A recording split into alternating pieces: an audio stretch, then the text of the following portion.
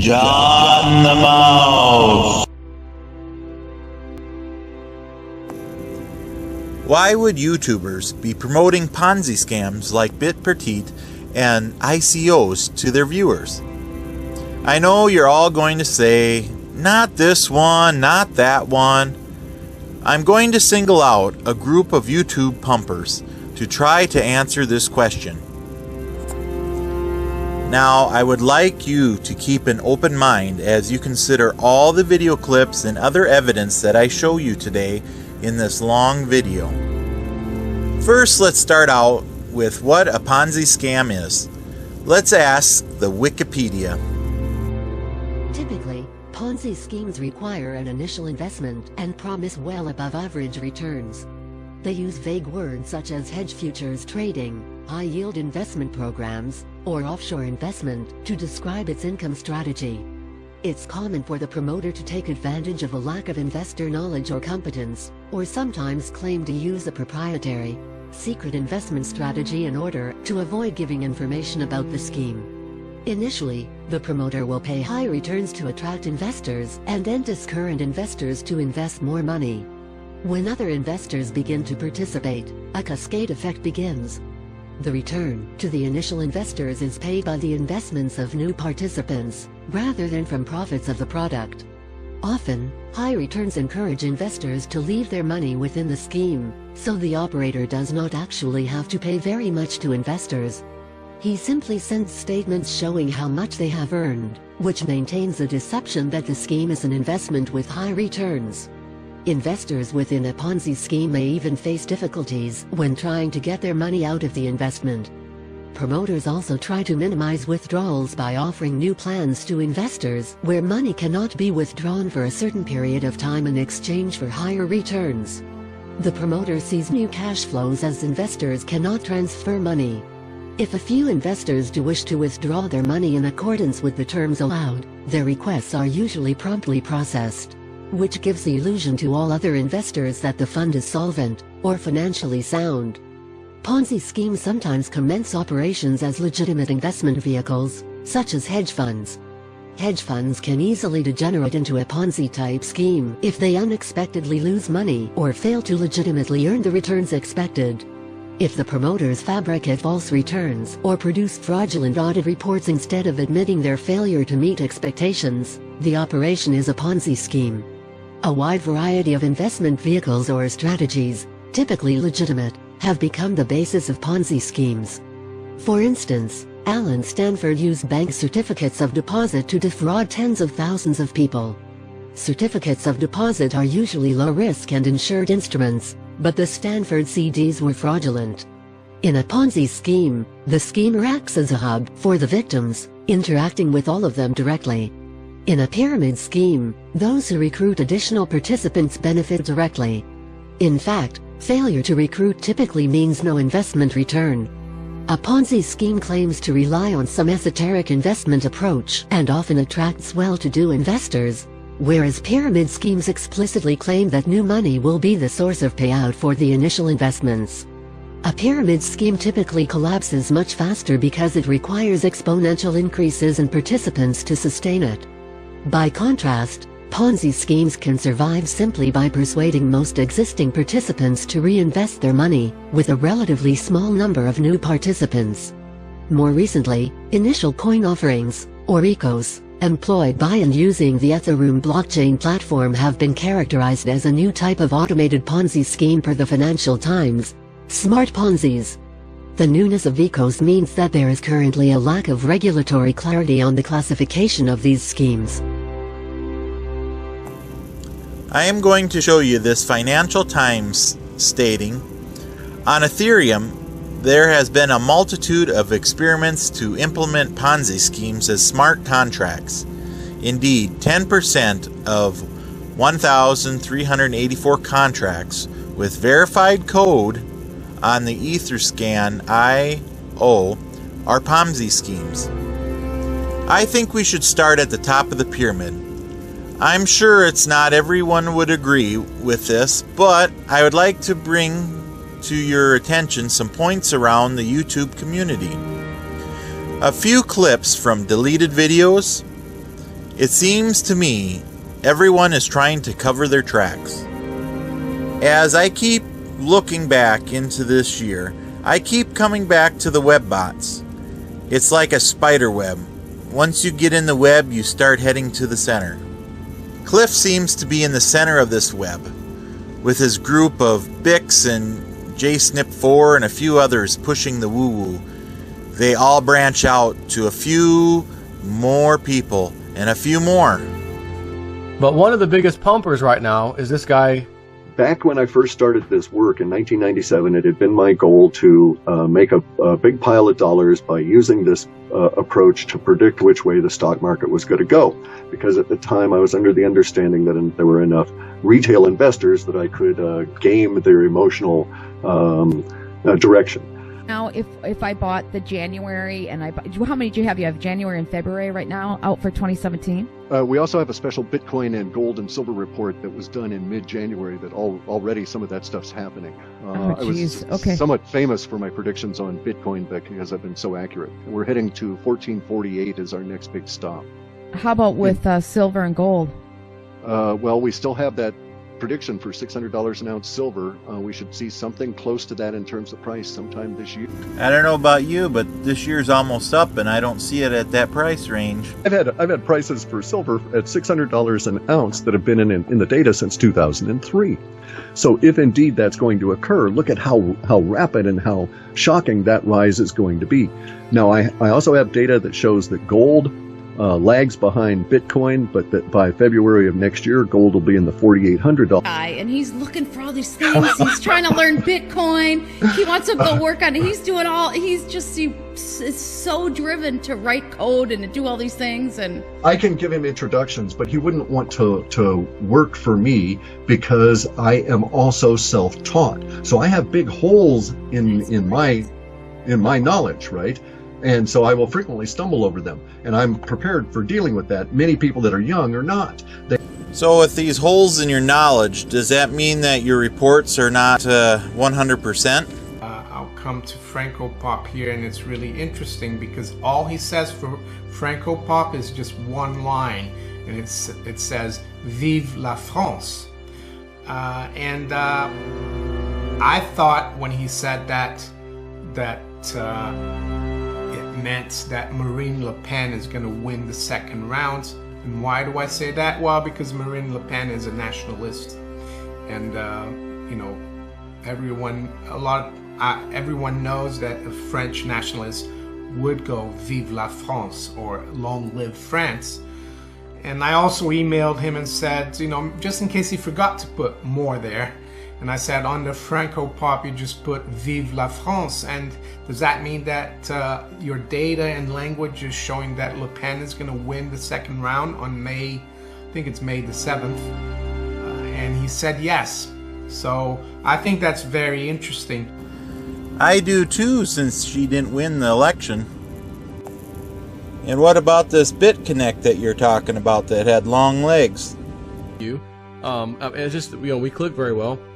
Maybe because we have some of the same thoughts on a lot of this stuff, but everyone is constantly telling me, well, Cliff High said it was in his report, it was fine. I'm like, but didn't you not hear what I said? The man emailed me and told me. Yeah, but even in the early report, okay, so there was an opportunity for me to write about it 3 months before I actually did. All right, the reason I did write it, but when I wrote about it, all I said was that it had long legs, not that it was going to be, and that it was going to be successful internally, not successful for standing up forever. And long legs, people have to understand that simply means it goes beyond the short-term data into long-term data, not that it goes out decades. Okay, so just because something has long legs in the data merely means it gets into the long-term data type, and that's 3.5 months. So and you go back and read what I wrote about it. It was a conundrum even at the time. Okay, so at the time I wrote about it, there were 2 BitConnects, but we'd already actually dropped one. There were 3 BitConnect coins that had tried to make a go of it since January of this year. And 2 of them changed their name. Well, of the 3, 2 of them are no longer in existence. And one of them changed the name. The project changed its name. It was a dating site. It was a dating kind of a thing that was going to be run on the blockchain and all of this. I don't know that they ever got off the ground or anything, but they changed their name from BitConnect. The other BitConnect coin, I'm not even sure what their reason for existence was, right? But they were in some way differentiated from BitConnect, this Ponzi lensing scheme. High yield Ponzi scheme after Ponzi scheme after Ponzi scheme after Ponzi scheme. When I wrote about it, I was reluctant to write about BitConnect. I'd been approached repeatedly about it, and it was actually in the data as having long legs. And of course, also, here's something else to bear in mind. That as we deal with these things within our data sets, we're dealing with an emotional reaction to them. So it could be, and we don't know this yet, but it could be that the emotional reaction for BitConnect is going to be the huge outcry when it crashes, as opposed to the huge outcry when it succeeds as whatever the hell, right? Because it's obviously a Ponzi scheme. There's huge emotional data. You're saying the emotional level reporting back was huge. Right. And I can't say, and when you see these emotional... Exactly. I don't know why there's going to be that. So you don't know if it's going to fail or be successful, so you can tell everybody else in your reports what to do. We also know that the cryptos are not a Ponzi scheme, Bitcoin specifically, because there's only going to be 21 million of them. You cannot have a limited Ponzi scheme. By their nature, they must be unlimited because you're always taking money from the people below in order to give it to the people that are cashing out on the top. Wait 1 second there, buddy. If you have unlimited coins, the Ponzi scheme would never collapse.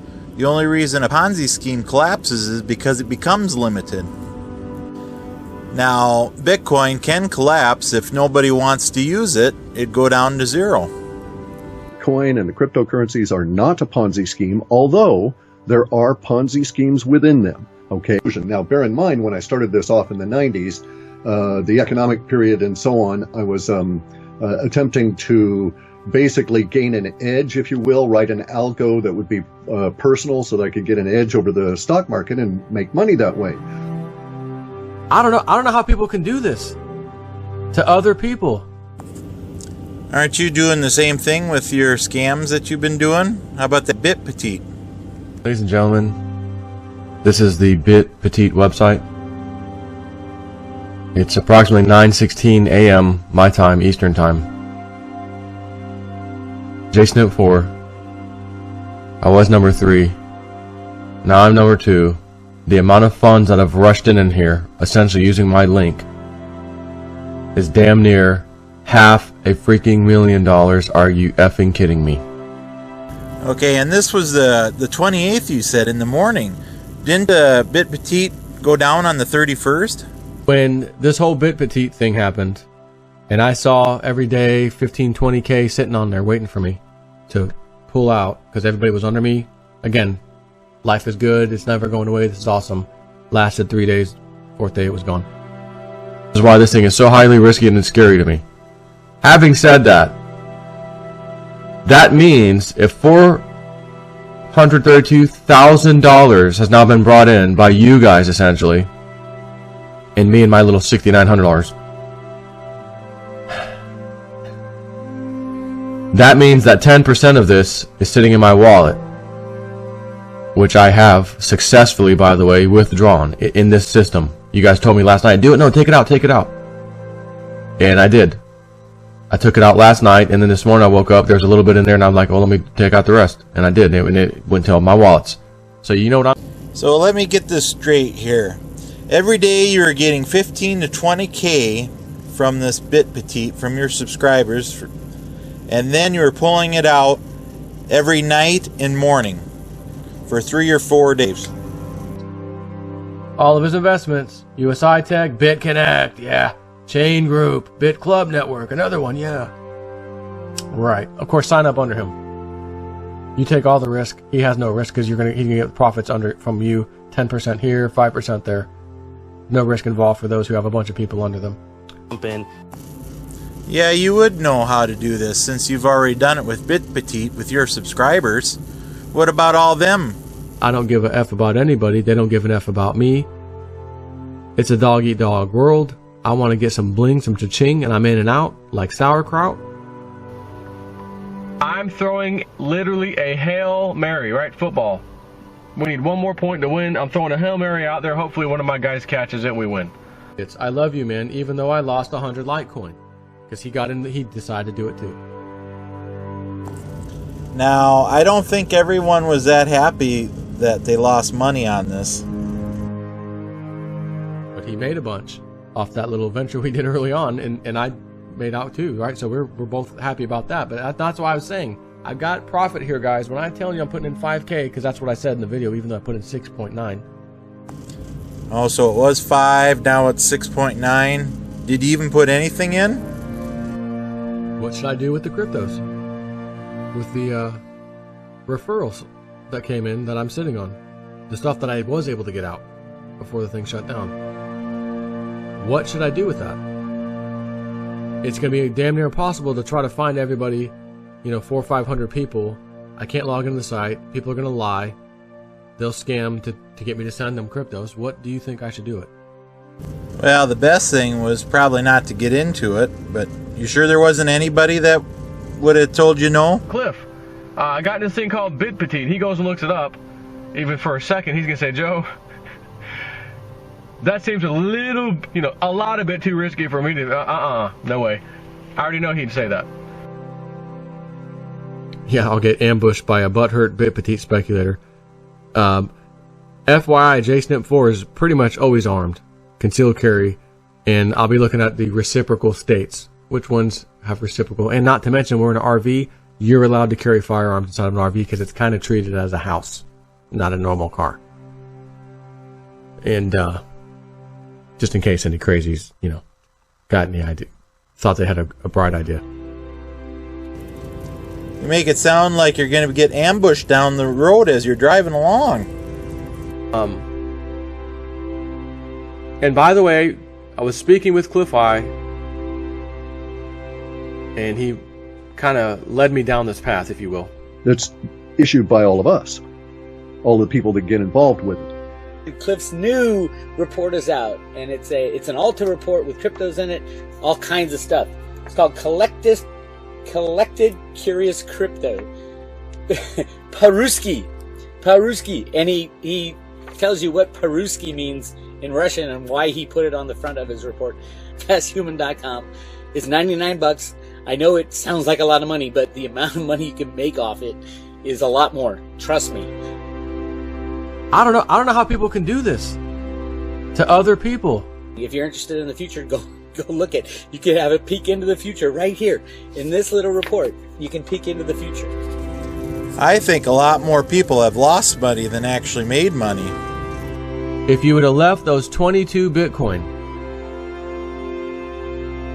if you would have left those 22 Bitcoin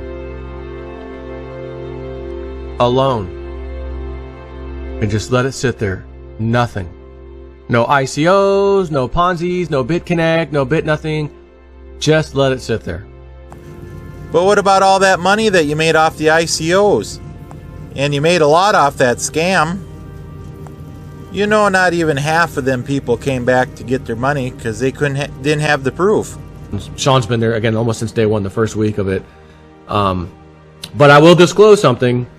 When me and Sean were talking, he said, look, I know you're going to be talking about our coin and whatever, but we want to give you some cloak. We love what you do. We watch your channel every day.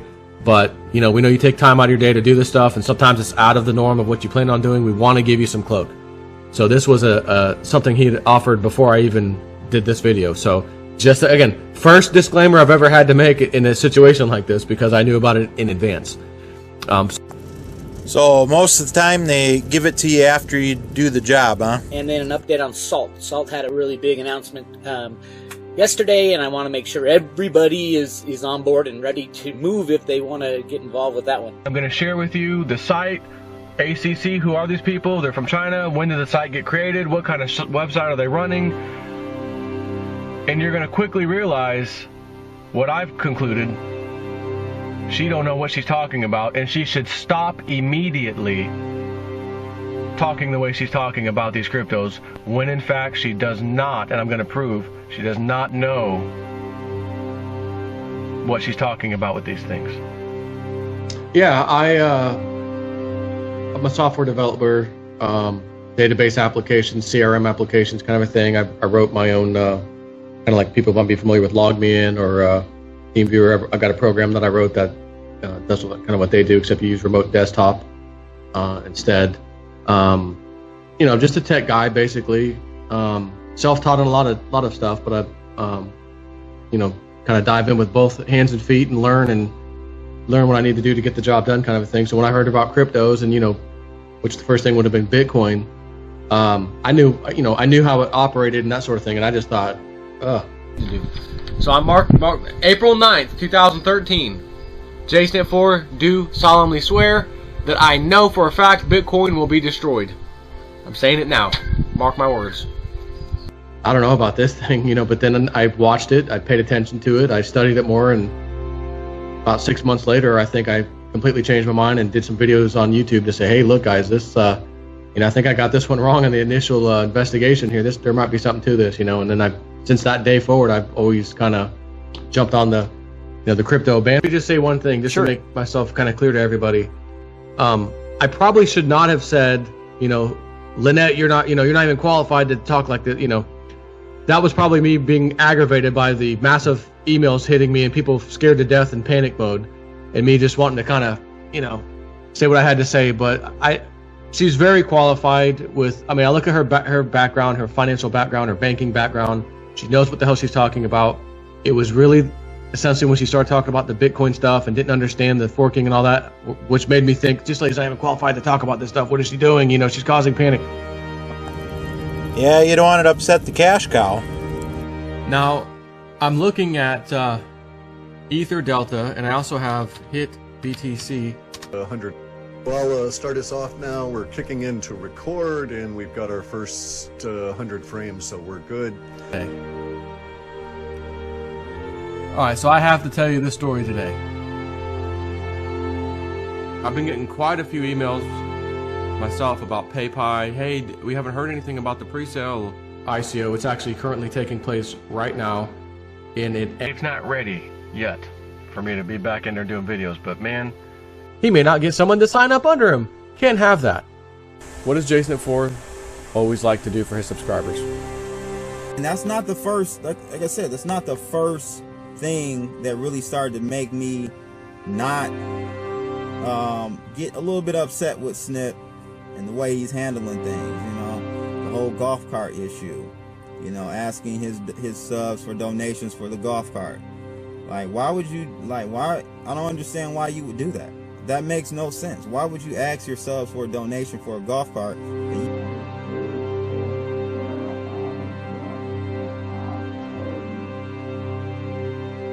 You can buy with your own money, with your own crypto money. It's the greed. And so that's when I started to see more and more greed ever since Veritasium, ever since, you know, Cliff mentioned it in his reports, and then you went out and reported about it, and then, you know, your subs made money off of it.